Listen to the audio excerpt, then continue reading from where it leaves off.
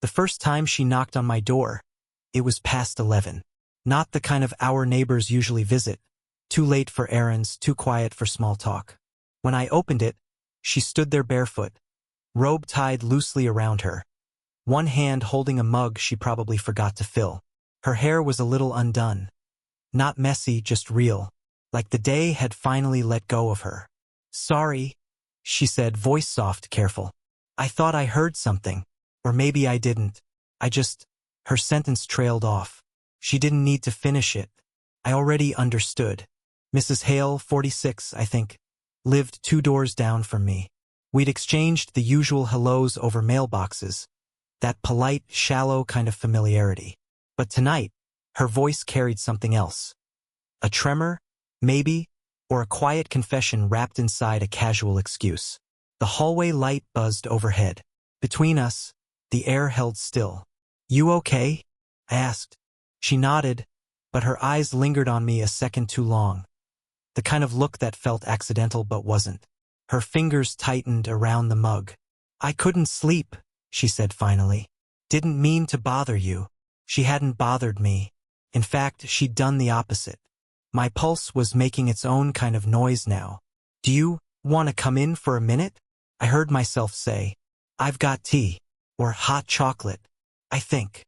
Her smile came slow, not out of politeness, but like she was weighing whether it was allowed. Then she stepped in and everything changed temperature. The apartment was dim except for a lamp by the couch.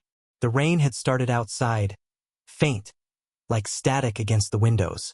She moved carefully, like she was aware of how her body took up space, of how close she was to mine when she handed me her mug. "Hot chocolate," I said, heading to the kitchen. I wasn't lying. She laughed. A quiet, unguarded sound. "Good. I could use something sweet." When I turned back, she was standing near the counter, touching the rim of an empty picture frame I'd never put a photo in. Her robe sleeve slipped slightly, showing the smooth curve of her wrist. Small detail, but I noticed. "Why no picture?" she asked. "Didn't have anything worth framing," I said. Then, realizing how that sounded, I added quickly, "Yet." Her lips pressed together, a smile trying not to happen. "That's honest," she murmured. We stood there, the space between us filled with the quiet hum of the kettle. She didn't step back. Neither did I. The smell of cocoa and rain mixed in the air. "Your daughter okay?" I asked, more to break the silence than for an answer. "She's fine," she said, eyes still on me. "She's the one who said she couldn't sleep. Sent me out for company." That surprised me. Company? Apparently, I looked lonely tonight. She said it lightly, but the way she held my gaze made it feel heavier. I handed her the mug. Our fingers brushed. Once, twice. Neither of us pulling away fast enough. She didn't drink right away. Just stared at the steam curling up between us, her eyes reflecting the lamplight. "Do you ever have nights where everything feels louder than it should?" she asked. "Every night lately." Her shoulders relaxed at that. She took a small sip, then leaned against the counter beside me, close enough that her sleeve brushed my arm. Outside, thunder rolled in the distance. She looked toward the sound, then back at me, her expression unreadable. "I should probably go," she said quietly. But she didn't move. The kettle clicked off behind us. And then a knock, sharp, from her door down the hall. She froze, eyes wide. Neither of us spoke. The sound came again, heavier this time. And for the first time that night, I realized. She hadn't told me who else was supposed to be home. The knock at her door faded, followed by a man's voice, muffled, impatient. She flinched before she caught herself. "It's fine," she whispered, but her hand trembled when she set the mug down. The sound stopped. Silence folded back over the hall. Then she exhaled, slow, shaky, and looked at me like she just remembered I was there. "Sorry," she said. "It's just, my ex sometimes drops by when he's been drinking." I nodded, not sure what to say. She turned away, brushed a hand through her hair, and tried to steady her voice. "He doesn't mean harm," she added. "He just doesn't understand that some things end." The room felt smaller then. The lamp seemed too dim for the weight in her tone. She leaned on the counter, eyes distant.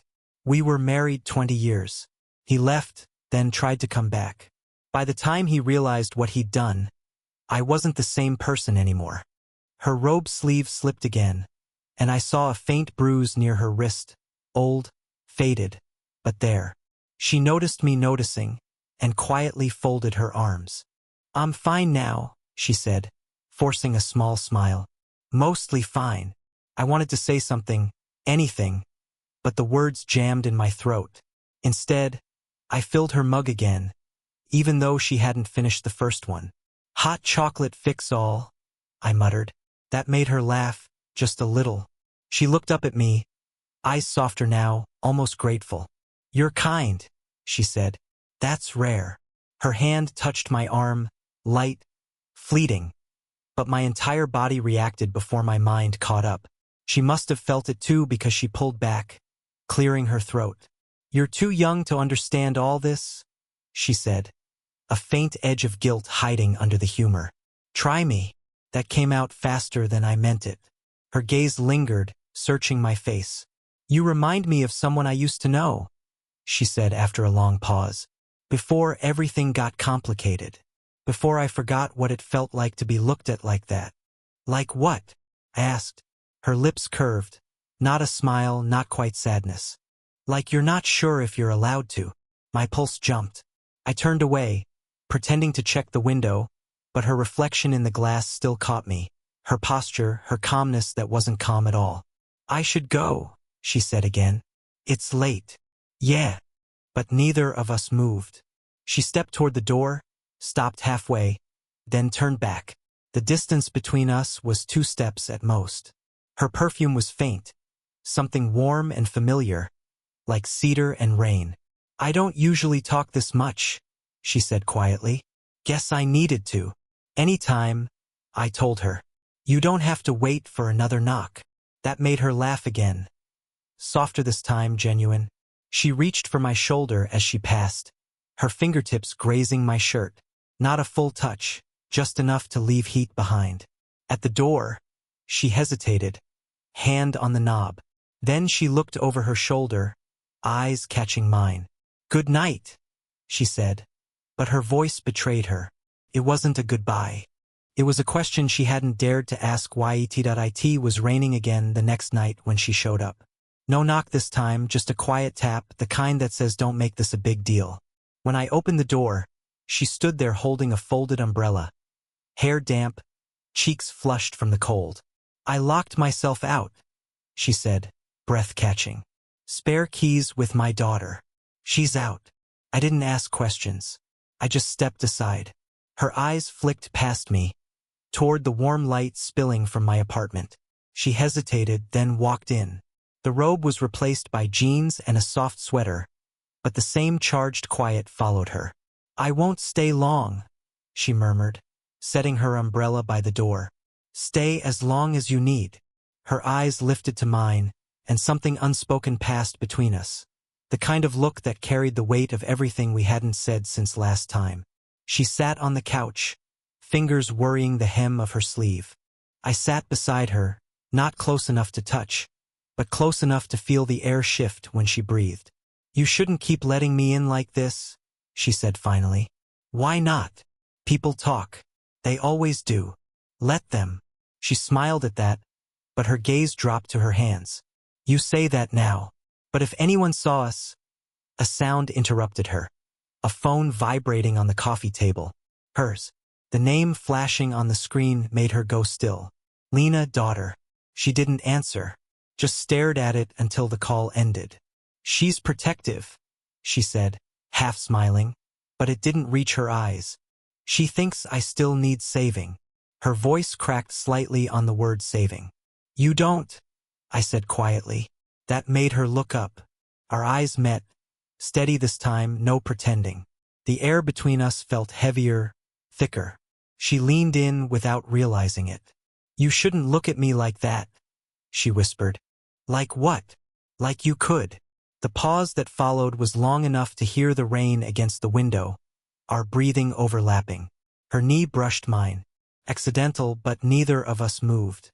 "Maybe I should go," she said, voice softer now. "Maybe," I said, but I didn't stand up. Her eyes dropped to my mouth. Just for a second. Then back up. My heart kicked. I could smell the faint sweetness of her perfume, the warmth of her skin, the quiet tremor in her breath. I leaned forward barely, close enough to feel the static between us. She didn't back away. Then, a sudden knock on her door down the hall. We froze. Again. The sound echoed like a warning. Too close, too familiar. She pressed a hand to her lips, eyes wide. Then she whispered, "Don't." But her fingers stayed there, resting lightly on my arm, trembling. The knock came again, then stopped. Silence returned. Only rain. Her hand stayed where it was, on my sleeve, holding on for a second longer than she should have. Neither of us spoke. Neither of us moved. And that silence, that half second before she pulled away, said everything neither of us dared to admit yet. The next evening, she didn't come by, but her light stayed on, the soft gold glow through her living room curtains, like a heartbeat that wouldn't slow down. I told myself to leave it alone, to stop checking the clock, to stop glancing down the hallway every time I heard footsteps. It was almost midnight when I finally gave in and knocked on her door. The pause before it opened felt endless. Then, she appeared, barefoot again, wearing a faded t-shirt and a cardigan that hung off one shoulder. Her hair was loose, eyes tired but sharp. "You shouldn't be here," she said. No anger, just a quiet warning wrapped in breath. "I know," I said, but I couldn't sleep. A small laugh escaped her, humorless but real. "Seems contagious around here." Inside, her place smelled faintly of rain and wine. A record was playing low, some old jazz track that made the air feel thicker. She walked past me, picked up her glass, and stared at it like it might answer something. "I've been trying not to think," she said. "It's not working." I stepped closer, close enough to see the curve of her neck, the faint shimmer of sweat at her temple. "About me?" Her eyes flicked up, sharp, caught off guard. "You shouldn't ask that." "But it's true, isn't it?" Her jaw tightened.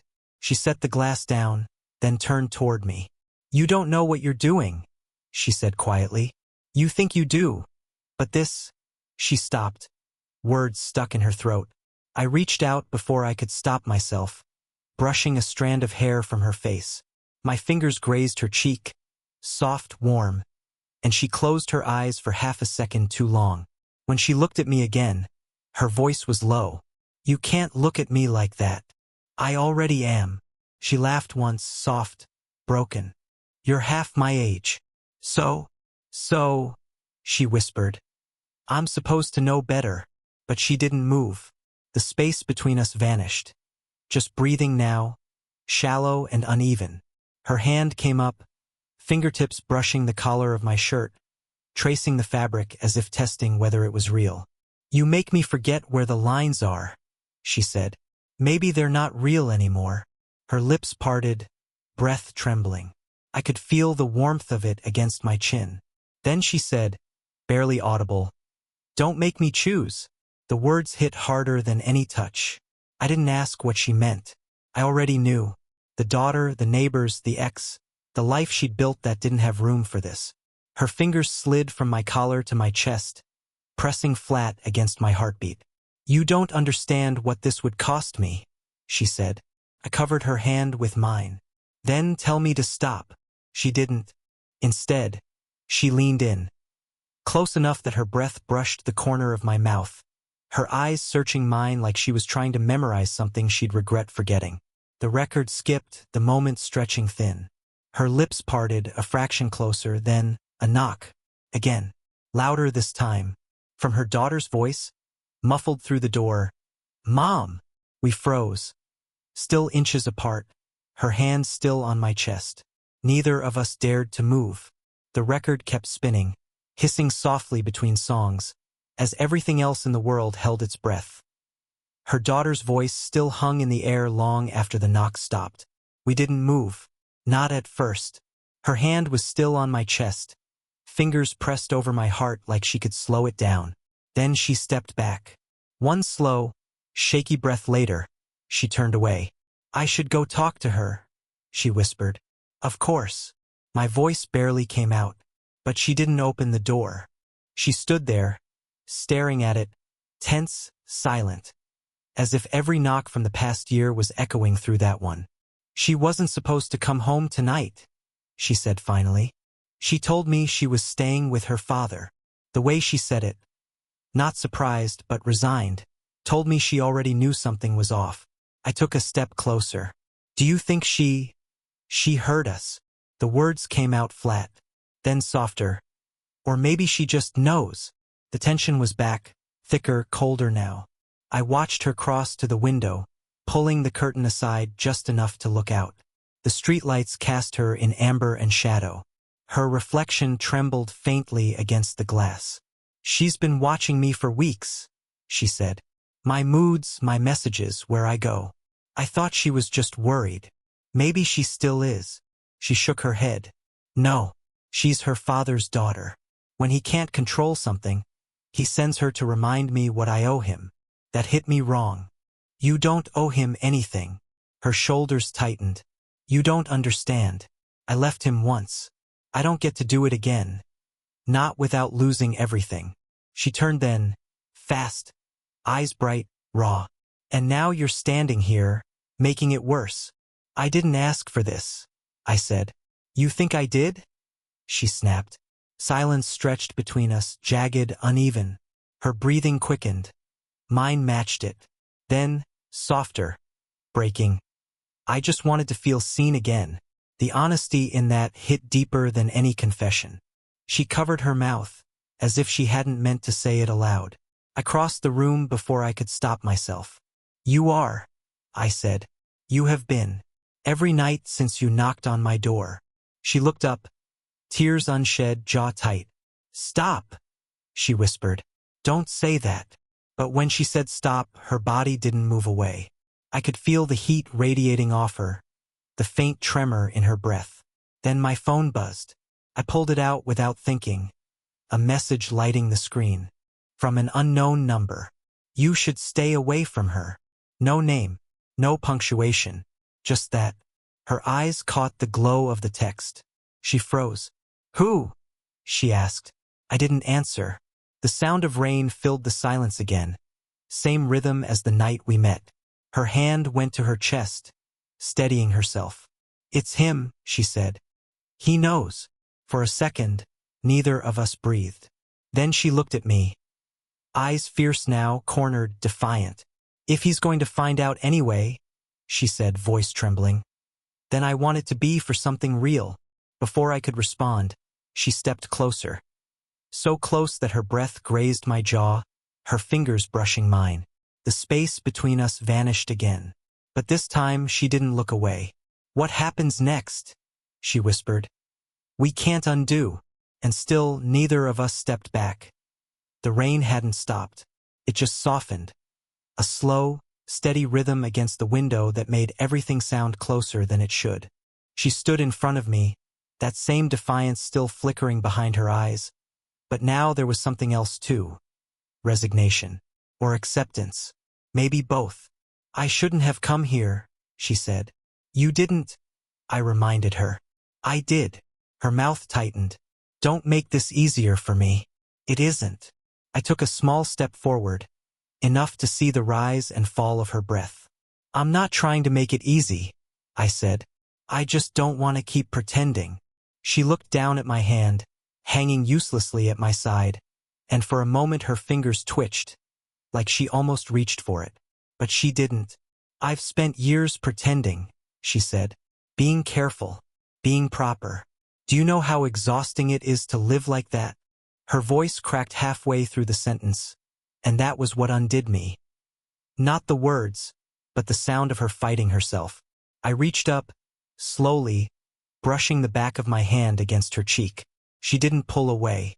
Her skin was warm, a little damp from the rain that clung to her hair. "This is wrong," she whispered. "I know. It can't last. I know that too." Her eyes lifted to mine, wide and shining. "Then why are you still here?"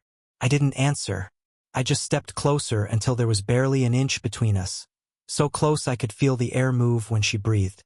Her hands trembled as she touched the collar of my shirt, her fingers tracing the edge like she was memorizing the feel of it. "You'll forget me," she said, trying to sound certain. "Not a chance." She laughed softly, one breath, half pain, half relief. Then her forehead came to rest against mine. "This is madness," she murmured. "Maybe." Her lips were close enough now that every word brushed against my skin. My heart was a hammer. Hers matched it. I could feel it through her chest when she leaned in, barely touching. Everything in the world narrowed to that moment. The rain, the warmth between us, the faint hum of her breath. Then she whispered, "If I let this happen, I'll lose everything." "Then don't let it happen," I said, though my voice didn't sound like mine. We stayed like that. Not kissing, not moving, just breathing the same air, both waiting for the other to be braver. Finally, she drew in a long breath and stepped back, her hands sliding down my arm before letting go. "You should go," she said. I nodded, though my feet didn't move. "Is that what you want?" She smiled then, small, tired, beautiful. "No," she said, "but it's what I have to choose." The words landed soft but final. She reached up, touched my face with her fingertips. One last trace, gentle, certain. "Thank you," she said, "for reminding me I can still feel something." I turned toward the door. The rain sounded louder again, like applause or warning. I couldn't tell which. Before I left, she spoke once more, voice barely above a whisper. "Don't wait for me." "I won't," I lied. When the door clicked shut between us, it wasn't silence that followed. It was understanding. Both of us finally knew exactly what we'd lost, and why neither of us could regret it. The rain had stopped by morning. Not cleared exactly, just quieted. The kind of hush that follows a storm when the world feels a little cleaner, even if nothing's really changed. I hadn't seen her since that night. I told myself I wouldn't go back, that I'd respect the line she drew. But every time I passed her door, I slowed down. Every time I heard her voice through the hallway, a laugh, a word, a song under her breath, I felt it all over again. 3 days passed before I saw her again. She was coming up the stairs, carrying groceries, hair tied up, eyes tired but lighter somehow. When she noticed me waiting at my door, she stopped, halfway between surprise and something softer. "Hey," she said, like it was just another day. "Hey." The pause that followed was long enough for both of us to remember everything we hadn't said. Then I stepped forward. "Need a hand?" She hesitated, then nodded, and I took the bags from her. Our fingers brushed, brief but warm. Inside her apartment, the same record player sat on the table. The air smelled like coffee this time, not rain. It felt less like a secret, more like something two people could share without pretending. "You look better," I said quietly. "I've been sleeping," she answered, setting down her keys. "Not much, but enough." Silence again. Not awkward, just real. Finally, she turned to me. "I didn't want that night to be the end," she said. "But I couldn't let it be the start, either." I nodded. "Then maybe it doesn't have to be either." Her brow furrowed slightly. "What do you mean?" I smiled. "Maybe it's just what it is. You and me. Two people who showed up when the other needed someone to see them." She let out a soft breath, one that carried both relief and ache. Then she took a step closer. "You still think about it?" "Every day," I said.